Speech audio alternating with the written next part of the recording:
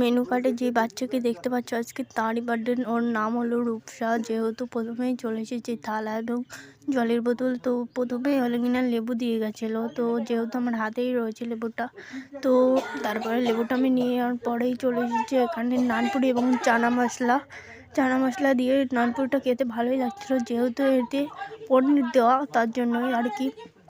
তো তারপরে চলে এসেছে এখানে সাদা ভাত। তো সাদা ভাত দিয়ে ডাল দিয়ে খেতে আমার বেশ ভালো লাগে, যেহেতু এটা মুড়িঘণ্ট ডাল কাতলা মাছের মাথা দিয়ে করা।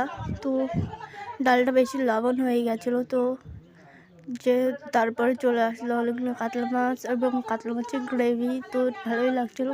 তারপরে স্যালাড, তারপরে অনেকগুলো রাইস এবং মাটন কষা। যেহেতু মাটনটা হেভি টেস্টি, পরে আবার নিয়েছিলাম, তোমাদের সাথে শেয়ার করতে পারিনি। তো তারপরে চলে আসলো চাটনি, পাঁপড় এবং তারপরে রসগোল্লা।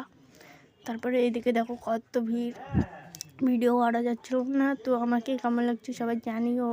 তারপরে আমি আইসক্রিম এবং হাউস মোল্লা নিয়ে চলে গেলাম। টাটা বন্ধুরা, দেখা